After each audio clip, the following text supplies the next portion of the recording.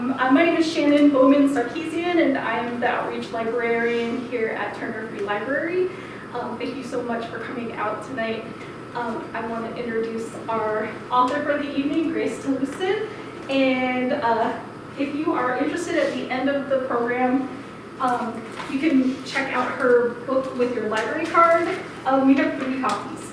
I just wanted to let people know that we have a couple of upcoming programs that may be of interest. A week from tonight, Wednesday, December 8th, a Know Your Rights. This is Tuesday. Oh, I'm sorry. A week from tomorrow. Wednesday, December 8th, to Know Your Rights program, you will be able to hear a presentation from an immigration lawyer to learn about the changes recent changes in immigration law. There's more information on the flyer. It's a virtual program, but you can attend here, and I will stream it on the TV.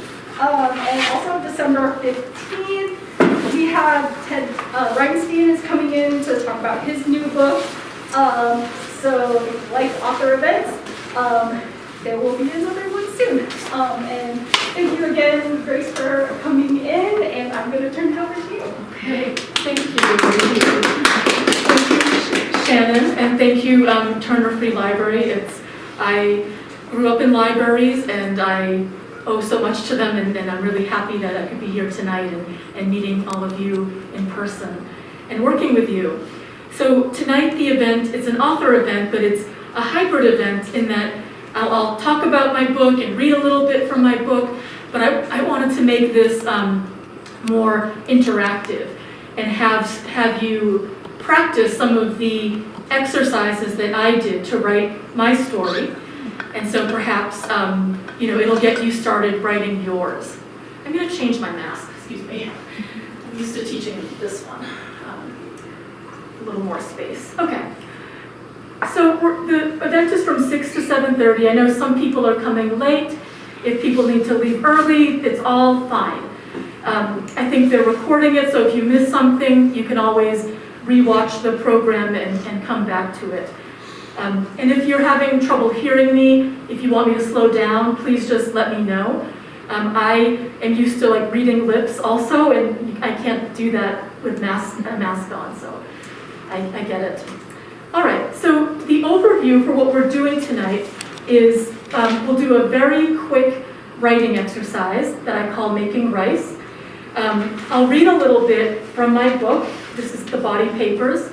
We'll do another quick writing exercise, and then we'll have time for discussion, questions. If people want to share what they wrote, we'll see how we're doing for time on that. So I wanted to introduce myself. I am an immigrant. I came to this country when I was 2 years old, and that was in the 1970s. I grew up around here in Easton, Massachusetts. There was only 2 Filipino families in town, and we were one of them. There, I think, was maybe 2 mixed African-American white families, and then maybe some Korean adoptees. And that was it. Like everyone else, it was predominantly a white community where, I felt like people welcomed us and we were very much a part of the community. My father was an eye doctor in the community, and people from church went and saw him.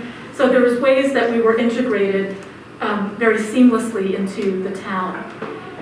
As I said, my father's a doctor, so is my mother. I thought I was going to be a doctor. I thought that's the only thing one could do. I didn't meet anybody who was not a doctor. My parents' friends were all doctors. But as I said, I loved the library. I lived in the library. Thank goodness there was a library, because my parents wouldn't want to pay that much for books. Every week I would come home with a big stack of books and read them. I still thought I was going to be a doctor all the way through college. I went to Tufts University around here. And then finally I decided to try to be brave and tell my parents I'm not going to be a doctor. I want to be a writer. I went to graduate school, and then I've been teaching writing on the college level for pretty much my whole career. I published my first book a couple years ago. It won a prize for new immigrant writing, and it was also a huge honor to win the Massachusetts Book Award in nonfiction. And so that's the state book award, and that was really huge for me to have that honor. So the reason why I was so happy to do this event is because I think, like the prize that I won for my book, I think pointing our attention to immigration narratives is important. It might not even be our story, it might be generations. It might be generations back. But, you know, except for Native and Indigenous people and formerly enslaved people or people whose ancestors were formerly enslaved, most people have come to this country as a refugee or an immigrant. And I think it's very important for us to try to tell our stories or the stories of the people we're connected to, because if we don't, sometimes people will take our stories and perhaps use them for their own purposes and misrepresent us. And so I think it's really important for us to write and tell our own stories. And we don't have to make anything up. You can just tell like what happened.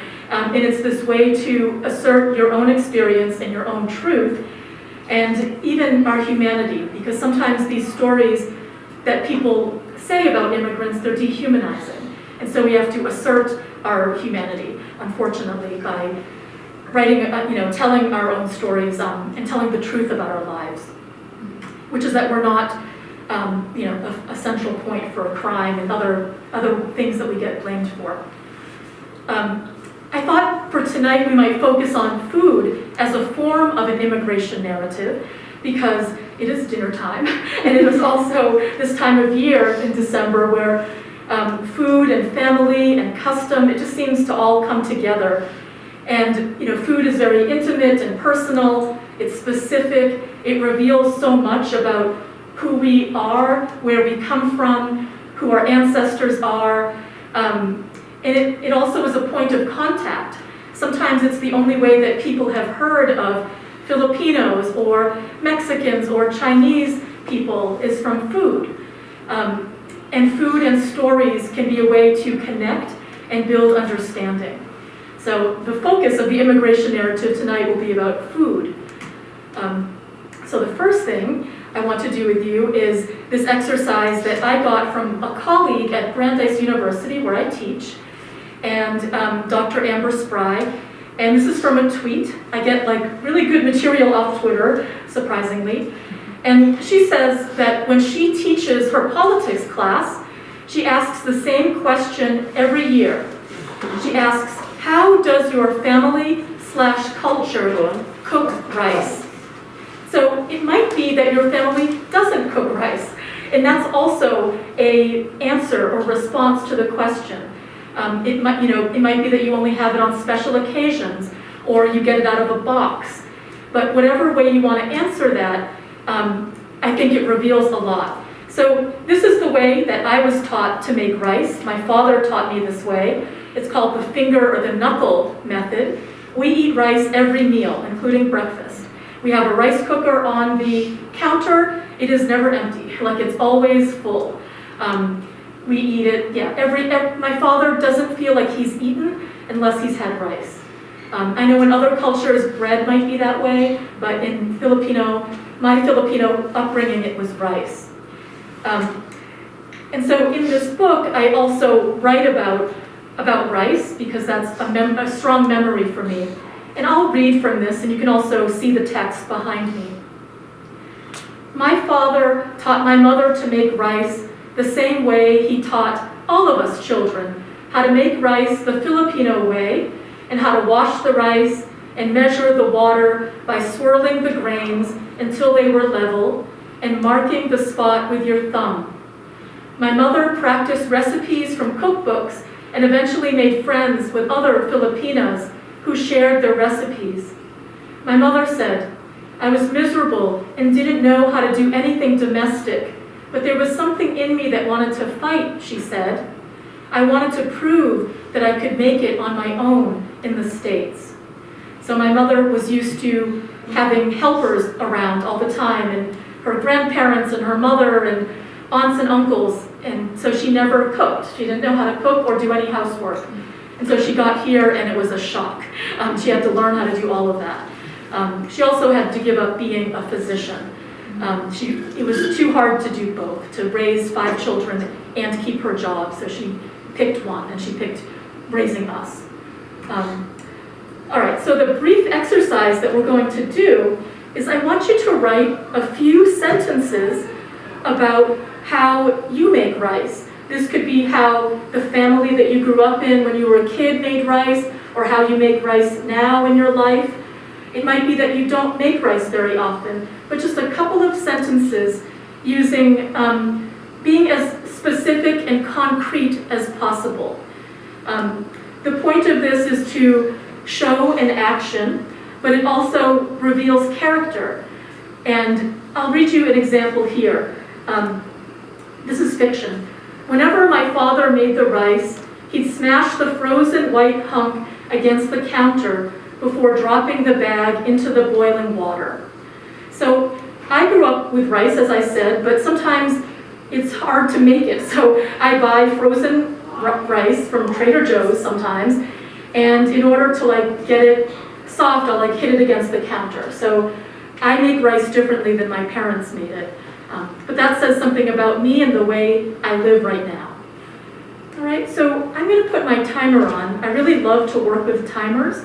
I think it gives us a deadline, and it makes things, faster. So I'm going to put my timer on for 3 minutes, which is kind of a long time. And I'd like you to do this exercise. Write a couple sentences about how you make rice. And if you need to move around and you want to lean against a table, feel free to get comfortable. And 3 minutes starts now. Okay, so that was 3 minutes. So I'd like to go around, and we'll start in the front row, and then we'll circle back. And if you don't want to read your sentence, you can just pass and just say pass. I never make anybody, read anything they don't want to read. So why don't we start with you, sir? Oh, I was very short. That's okay. I have never made rice. If I'm going to, I would buy a box of an instant rice and follow the directions. All right, there we go. There we go. Okay. Thank you. Okay. I'm his wife, Okay. so the reason he never had to make rice is I was. Okay. Years ago, I bought long grain white rice, measured it, placed it in boiling water until cooked as determined by a timer. Now, for convenience, I zip open a packet of Uncle Ben's flavored rices in a bag and nuke it for 90 seconds. They are flavorful. My husband likes them. His favorite is rice pilaf. I have taken the lazy way out now that we are seniors alone with our children not around. Right. Right. So as you can hear, even from these two, you can see how much is revealed about someone's life just from a couple of sentences about what kind of how do you make rice. Thank you, both of you, for sharing. Next, would you like to read? Oh yeah. Good. Okay, thank you. In my country, to make rice, we use a boiler, and then we put some oil. I'm talking about white rice, if you don't mind. And then we add oil, and then water and salt. Okay. And then when when oil is boiling, we add rice, and then after we cover it for 10 or 15 minutes, and then the rice will be ready.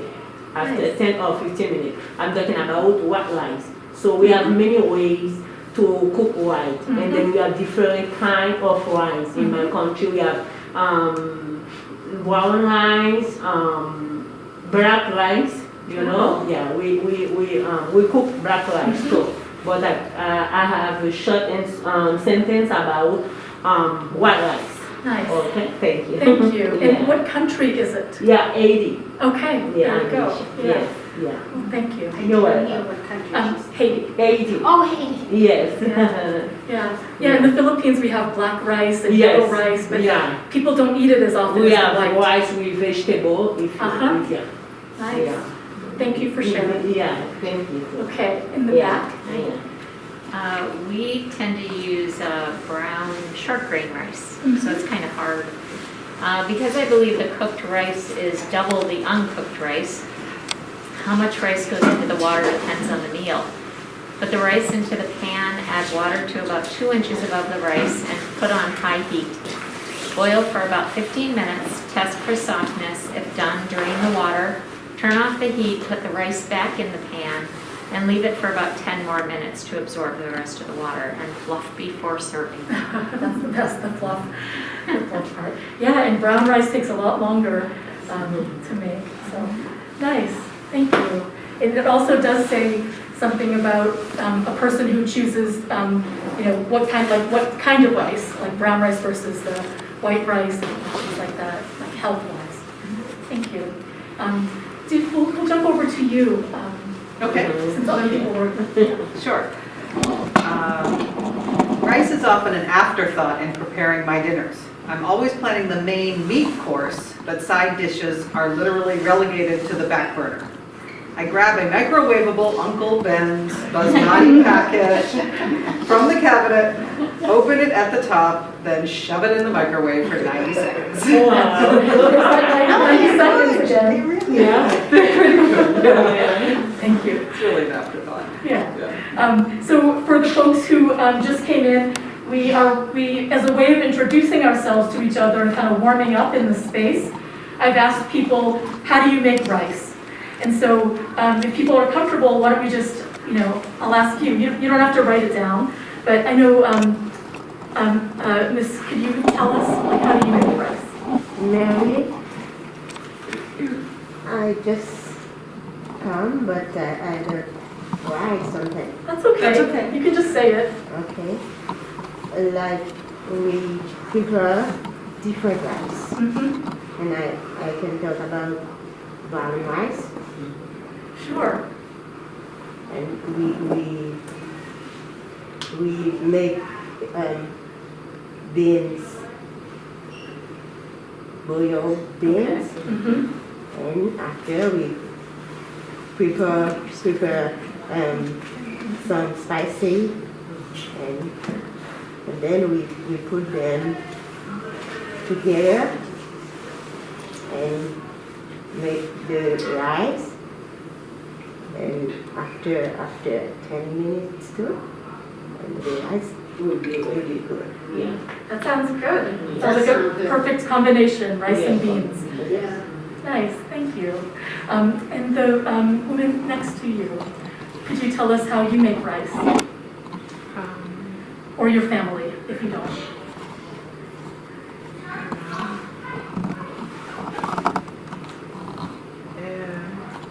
It's the same thing like Mary. Mm-hmm. We put the oil and water. Mm-hmm.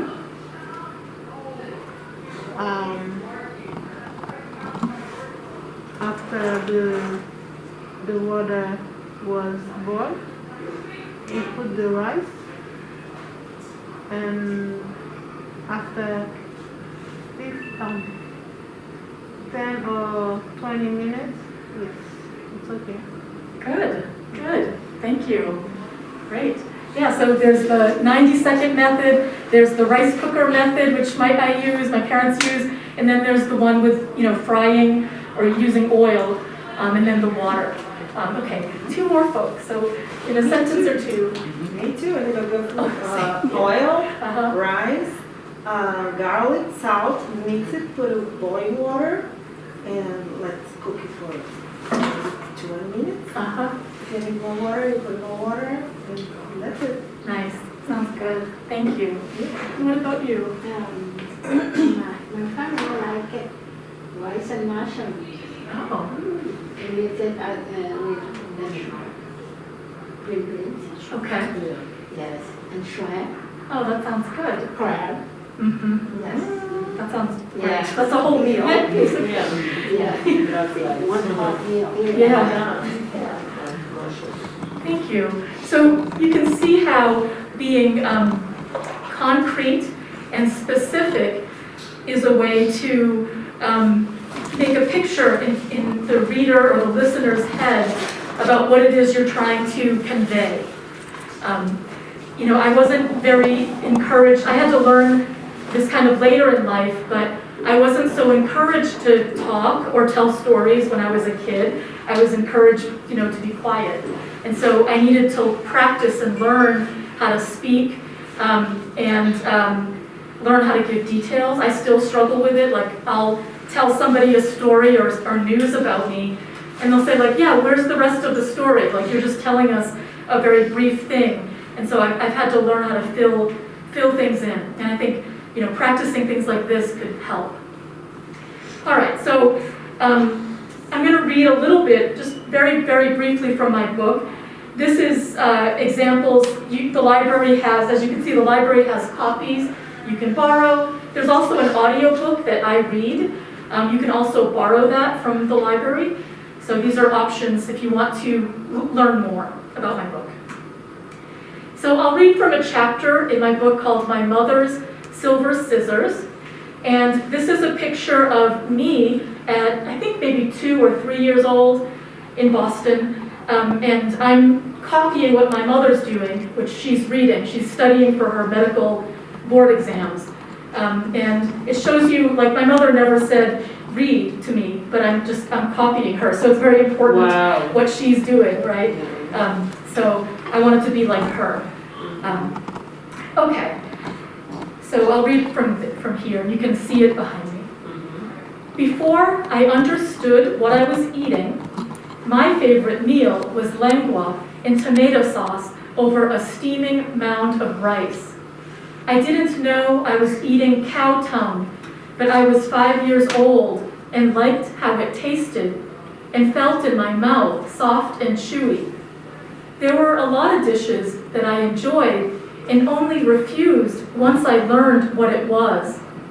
I loved chocolate stew with bits of chopped pork over rice until I learned its real name, dinaguan, and the fact that the soup was black because that's the color blood turns when it's cooked. I only lived in the Philippines for 2 years, but in my family home, I still lived there.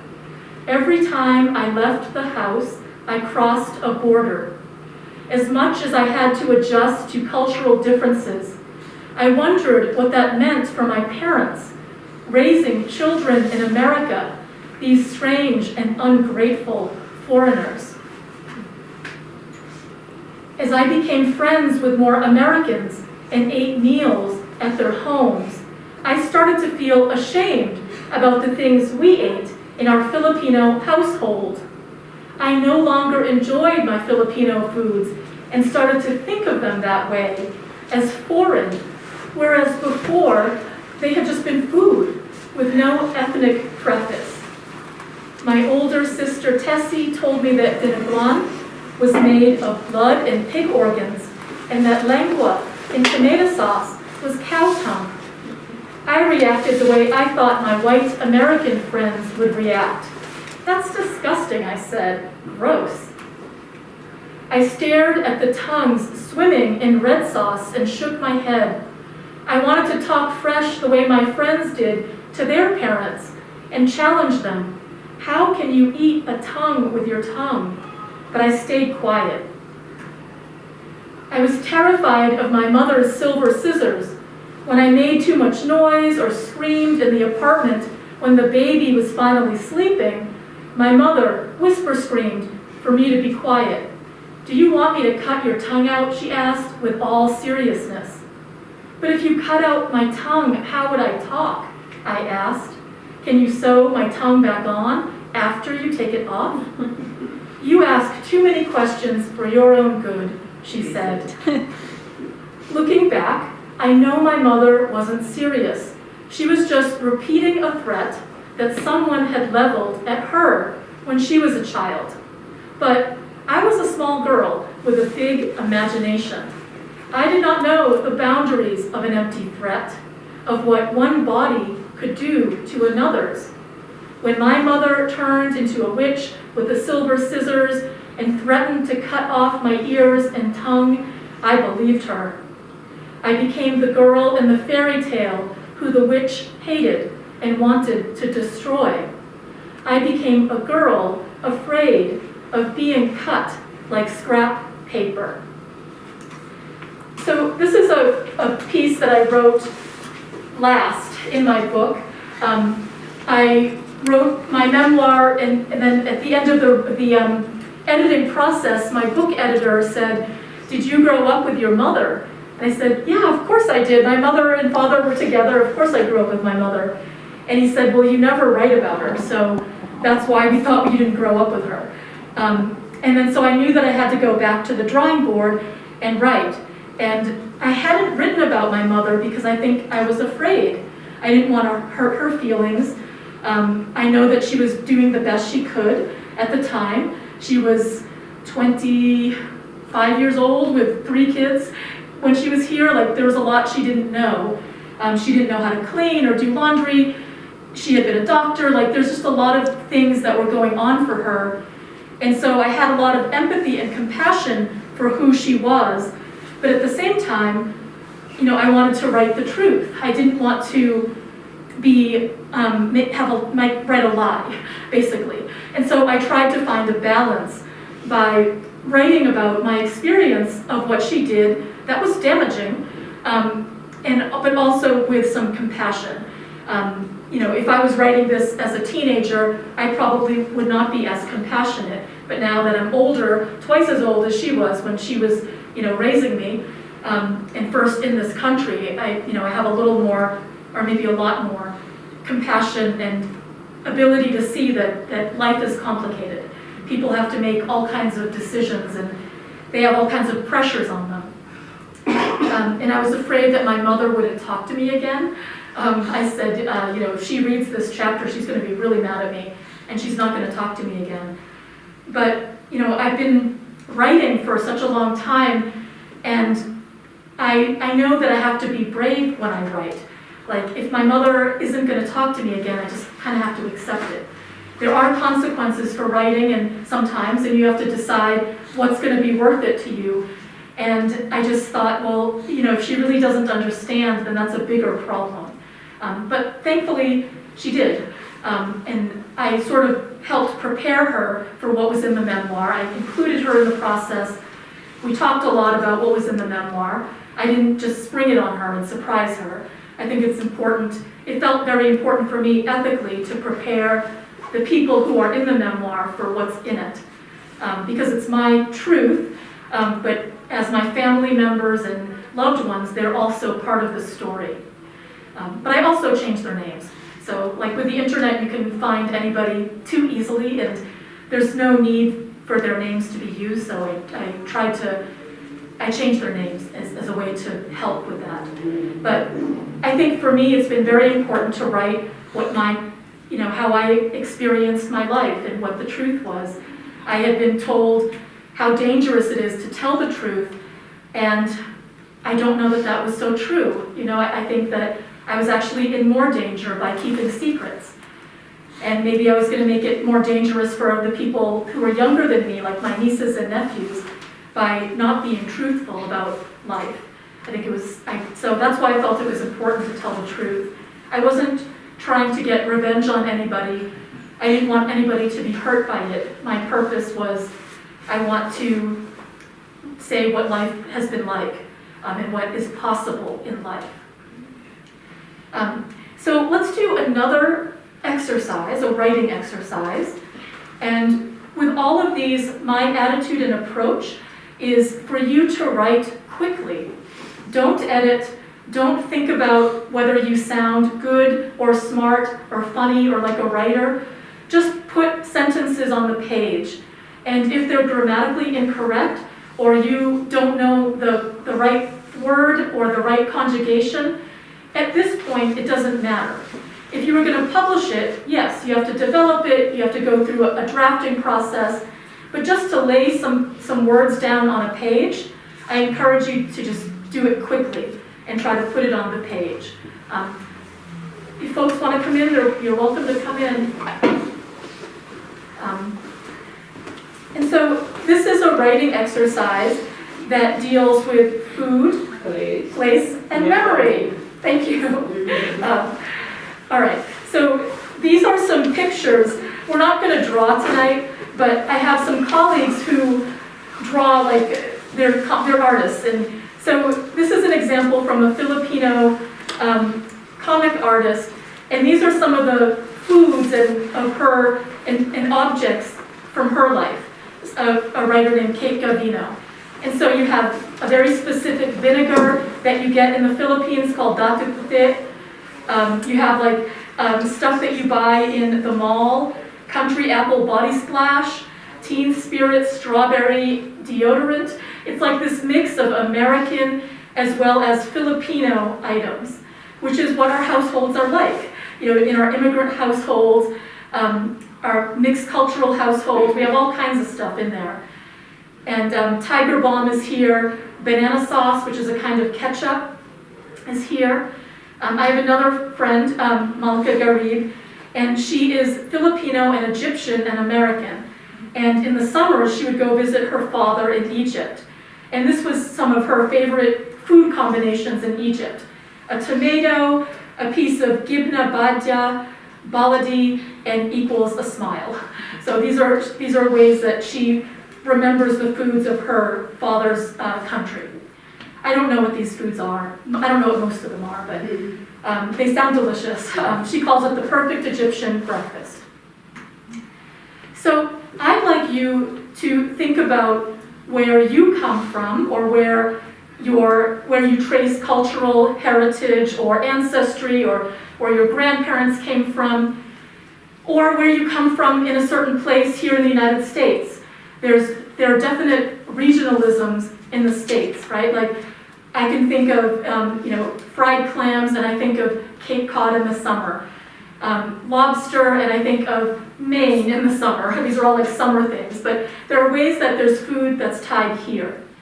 So I'd like you to, we'll take 2 minutes, and this is a brainstorming activity, so you just write like a bunch of items on a list. You can write it on your phone, write it on a piece of paper. And I want you to make a list of dishes, food items, drinks, produce, fruits, vegetables, other tasty treats that strongly evoke place and belonging in some way. So, for example, maybe there was a place like your grandmother's Sunday dinner table, or your elementary school lunchroom, or a place that you don't get to visit very often but means something to you. So think about that place, and then think about the foods or drinks that are there. Okay, and just make a big list for 2 minutes, as fast as you can, of all those things. Okay, 2 minutes starts now. Okay, so that was 2 minutes for making a list. So we'll do the next step. Hopefully people at least wrote a couple things down. So you have a list of items. I want you to choose one of those items to focus on. I'm going to ask you some questions about it. The questions are sort of bulleted behind me, but you don't have to look at them unless it helps you. And I'll go through and I'll ask you some questions. And what I'd like you to do in response to my questions is to jot down some notes. You don't have to write sentences. You can just write a word or two in response to my question. And then what that is it gives you the material that you can use during the timed writing portion of this.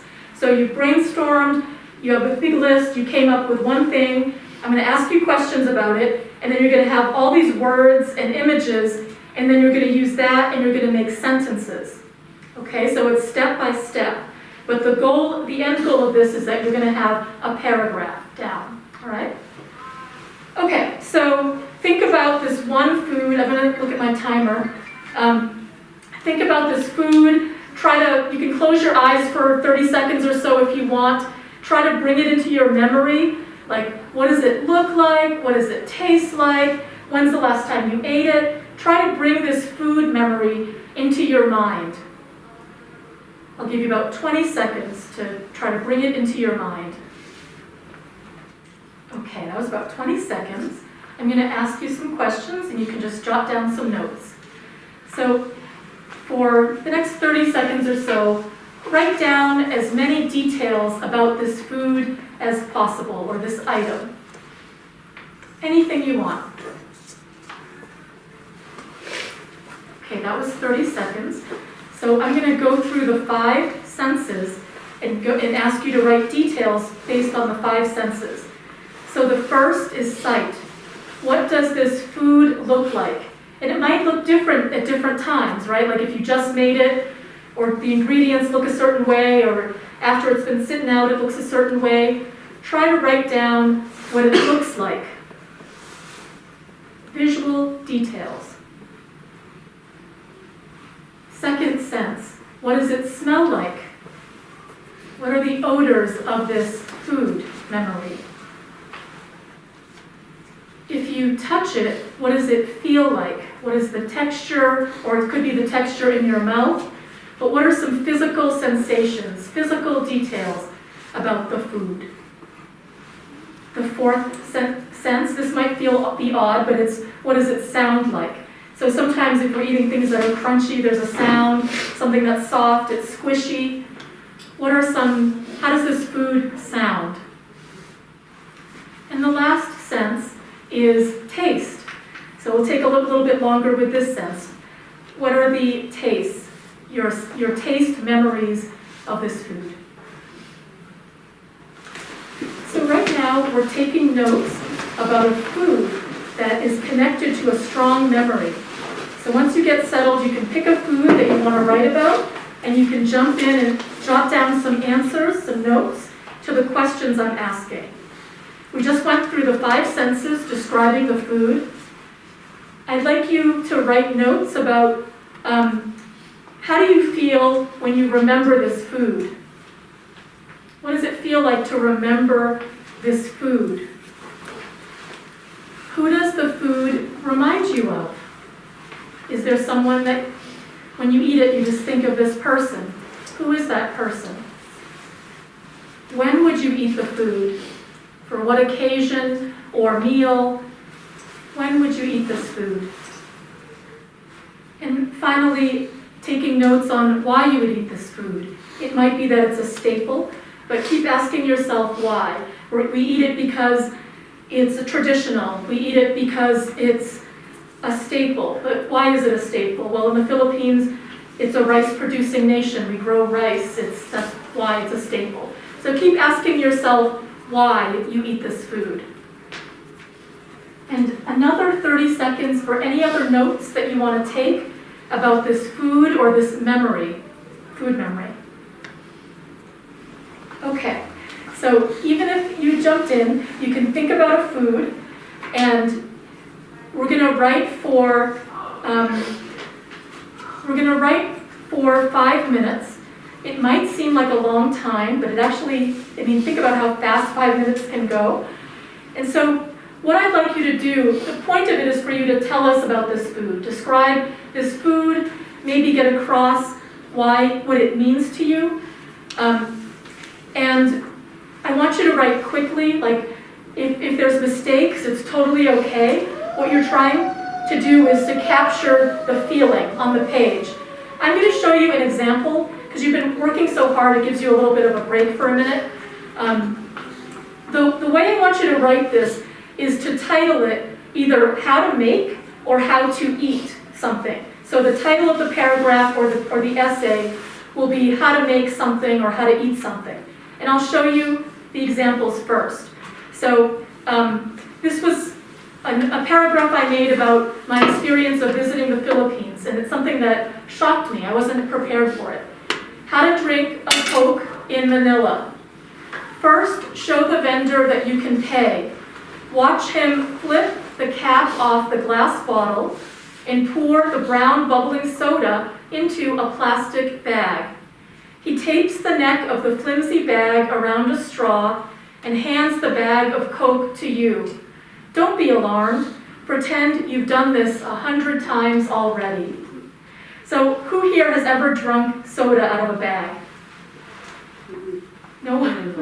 I didn't know if they do this. I don't know if they do this in other countries. I was really surprised to see that. But I guess they get charged for the bottle. And so if they don't return the bottle, like the vendor's the one who has to pay for it. So he give them out in plastic bags and you drink out of the bag. So it's something that stayed with me and hopefully gets across how disoriented I felt. Even though I'm Filipino, I look Filipino, I'm American. I go to the Philippines and I'm never more American than when I'm in the Philippines. This is another example. This is from my book. My book is a mixture of pictures and writing. So the title of this is How to Make Yogurt in Manila. The recipe for yogurt can be contained in a single sentence. Add a spoonful of yogurt to scalded milk and leave it alone in a warm place until it thickens. And that's the opening. And it really, I mean, it's a weird place to open the book. I never thought I would open my book with a recipe or with that kind of sentence. But if you end up reading the book, you'll understand why that first sentence is meaningful. Okay, so I'd like you to do this exercise now, which is think of a food.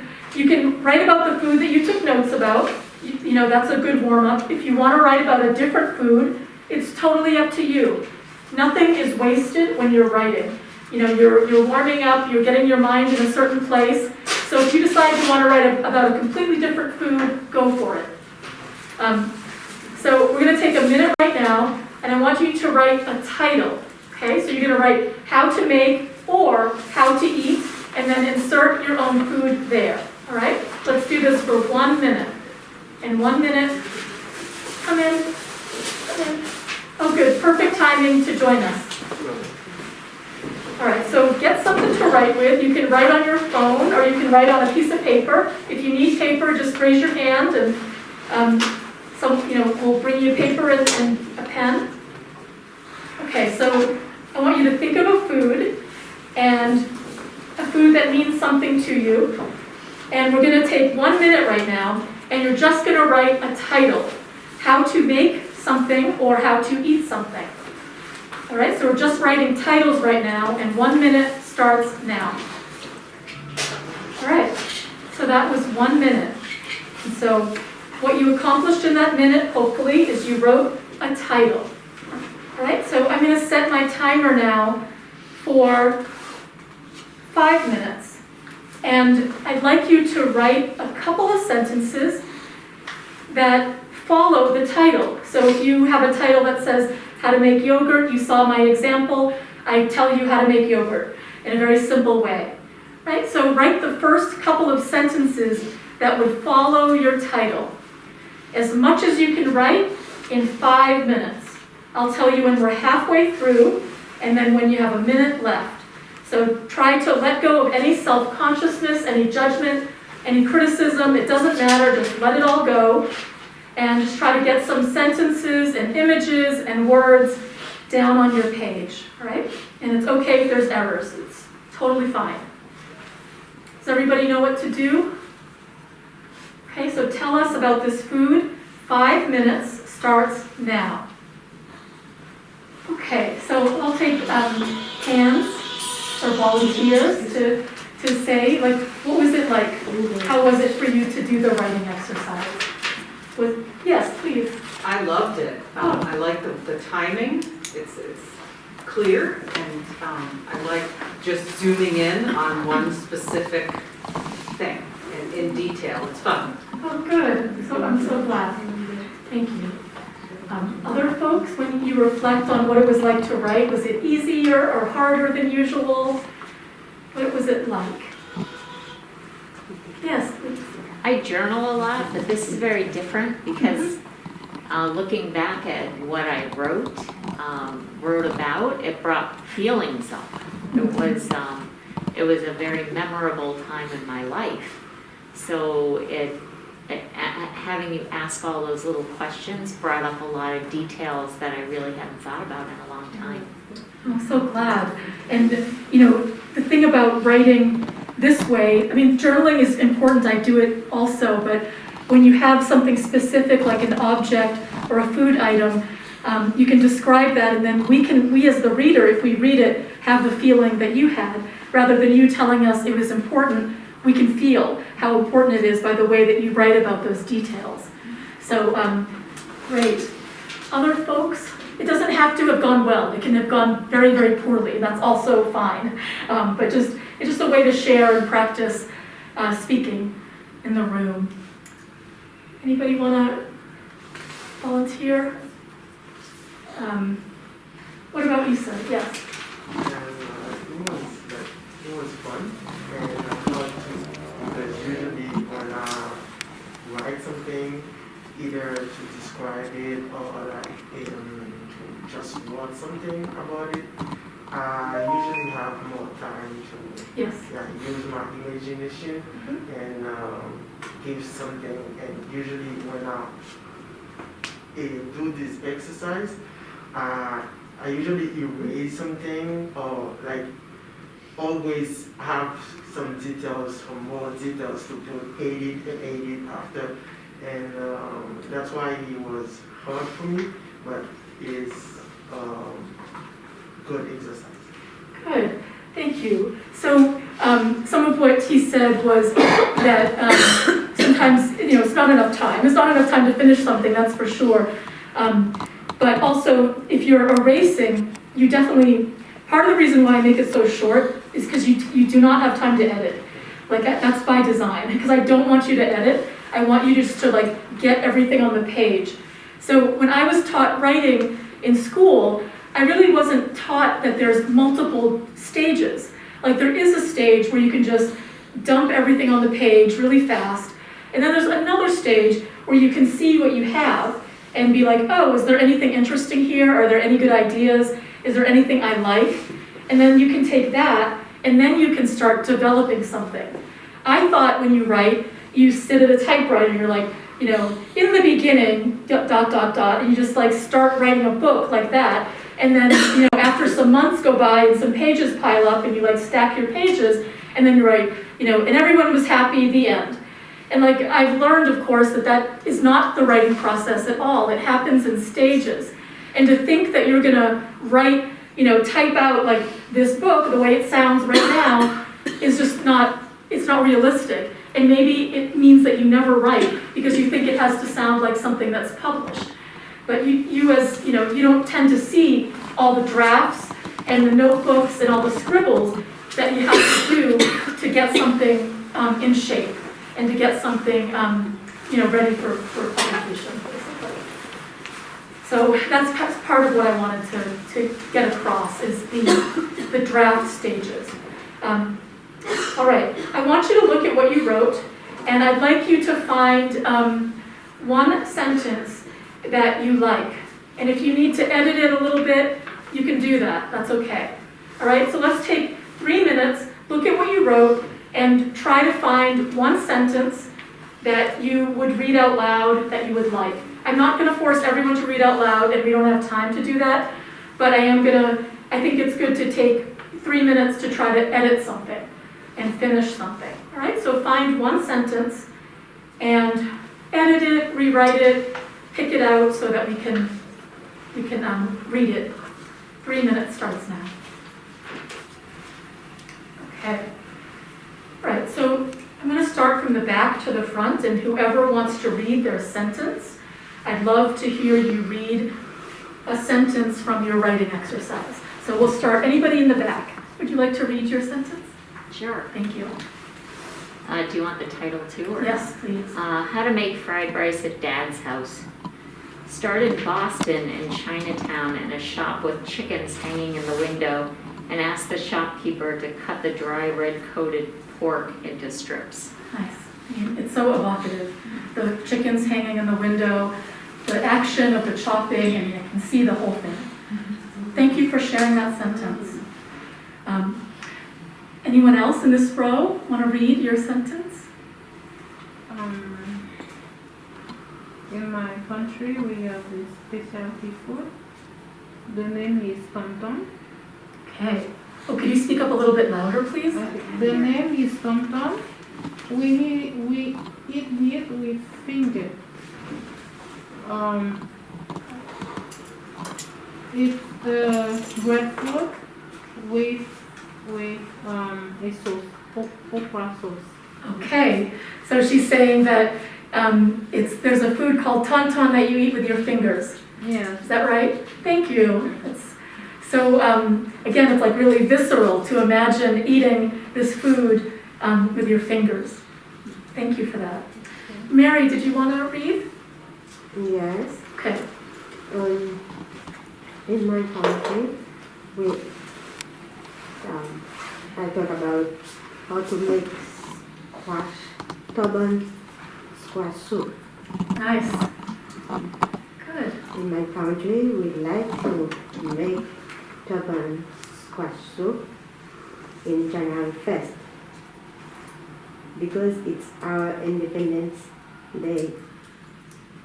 We make it, to make it, we use meat, beef, celery, carrot,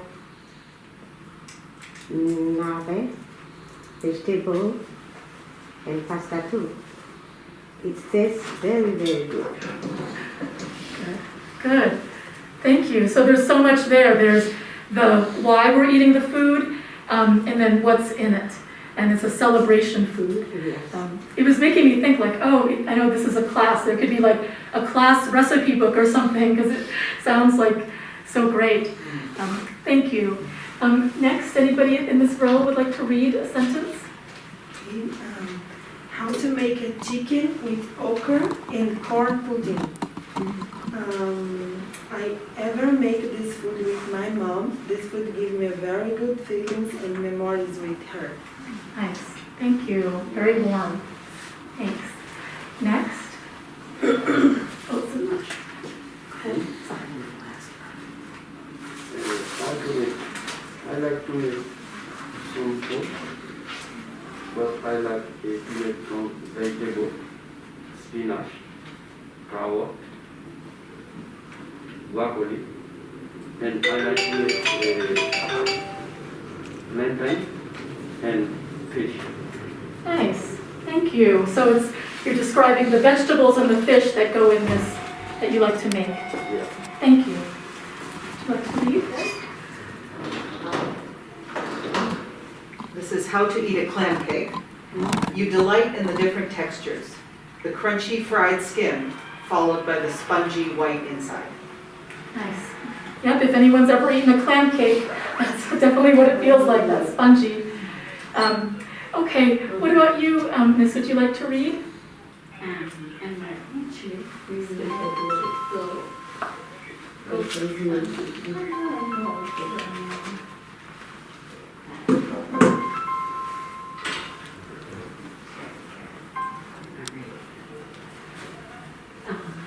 I can say it in English, but in my word, it says chaka.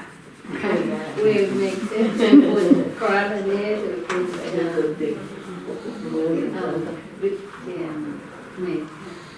meat, we put corn Okay. and beans. Nice. Sounds good. So corn, beans, crab. Red beans or black beans. Sounds good. Yeah, very filling with beans and seafood. Sir, would you like to read? Oh, sure. The title is How to Eat a Hot Fudge Sundae. Oh. The drugstore had a counter and swivel chairs where my brother was the soda jerk. Nice. I mean, that's also like, I hope you finish writing it, but you know, it's a very particular time and place, and also a relationship with the brother. So I hope you finish writing it. What would you like to read? Okay. It's just a recipe for chicken soup. Okay. Would you like to read? Yeah, we made, the name is potato bread, with sweet potato. We mix potatoes with milk, grape. Yeah, we bake on the stove. Yeah, we had milk, a lot of things. Sounds good. Yes, and potatoes, sugar, sweet potatoes, sugar, milk, sweetened milk, sweetened condensed milk. Oh, okay, so like very sweet. Yes, exactly. That sounds delicious. And then after, on the top, we add grape, dry grape. And then we put it on the stove, like a gratin, if you understand what I mean. Like a, yeah. It looks like, the name is pain patat.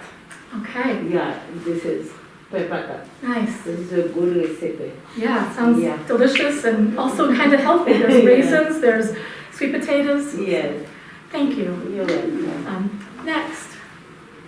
It's like Chaka? Okay. like she This is said, our it's the most- same thing. Okay. Okay. Thank you. Would you like to read? No, I don't know too much about food, but sometimes I cook spaghetti with Also. with salmon. Yes. With salmon, and I cook it together. I put tomatoes, onion. That sounds then delicious. Yes. Put together, it's very Sounds good. Thank you for sharing. What about you, sir? Do you have a sentence or something you want to read? Yeah. So I think in my town we like to cook lalo. Lalo, it's a vegetable. It's like vegetable, is not vegetable. So we put the milk, we mix some the vegetable and that. So it's really good. Does sound good. Thank you. Love. What about you? Yeah. Do you want to read your sentence? You don't have to do that. Okay, that's fine. Did we already go here? I can't remember. Okay.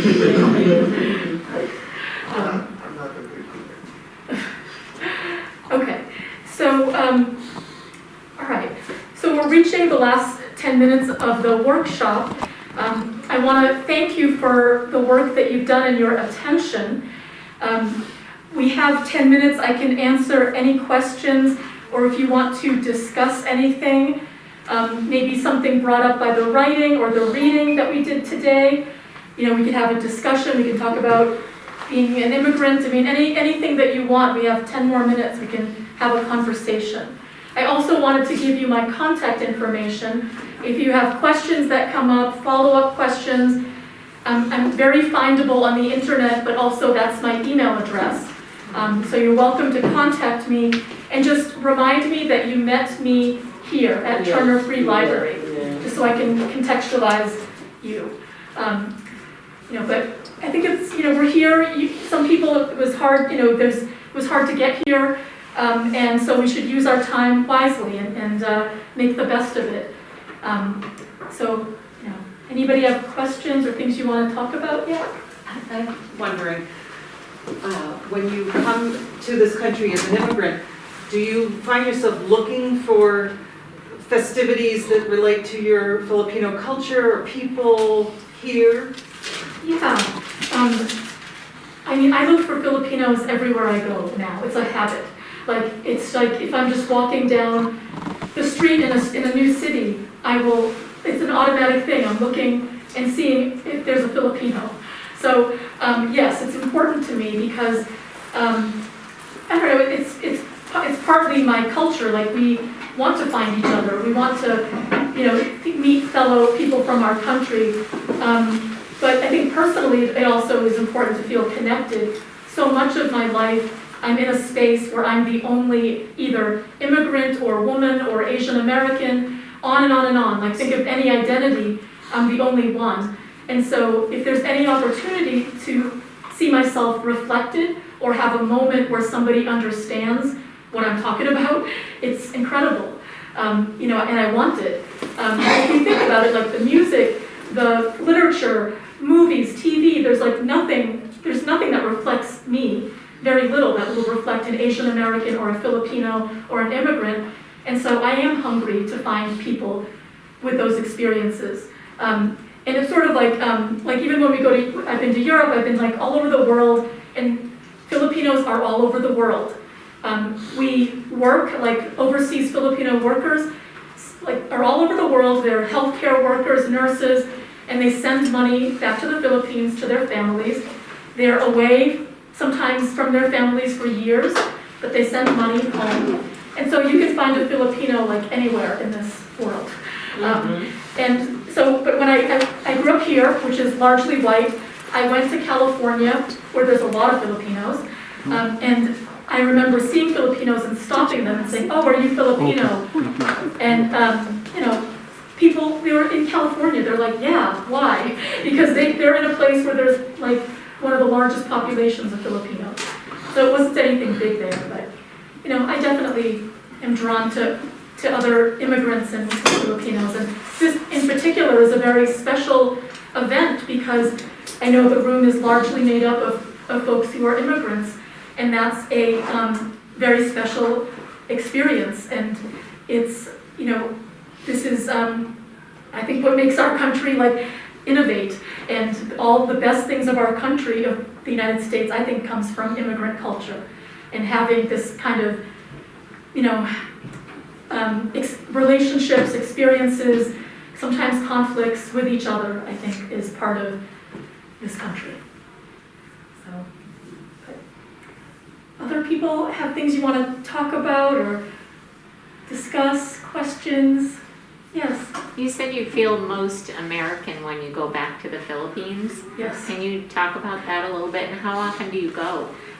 So I go very rarely. I go maybe once every 10 or 15 years. Some people I know go every summer. It's too expensive. It's 12-hour time difference. I just can't do it. But because, as I said, I grew up around here where we were the only one of 2 Filipino families in town, I always felt foreign. Like, even though, you know, I got along with my friends, I'm on the soccer team, I play in the band, I do all the things that, you know, other white American children are doing. But yet, I would remember that I was different. I wouldn't invite people to my house, but if I did eventually invite a trusted friend to my house, they would have to take off their shoes. There was a rice cooker with rice in it all the time. There were just all these things that my white friends found strange. I went to their house and there were things that I found strange, but it was repeated in other houses, so I knew that I was the only one that thought it was strange. But I think every family actually has their own culture. You know, whenever you've spent time in some other family's house, you can see it. So I had that experience of like, okay, I'm going to go to the Philippines, I'm going to go home. It's going to be amazing. And then I go to the Philippines, and that's when I really feel foreign, and I really feel American, because I look Filipino, my parents are both Filipino. I wanted to trick people, sort of, and like fit in and say, like, I want the experience of not being different.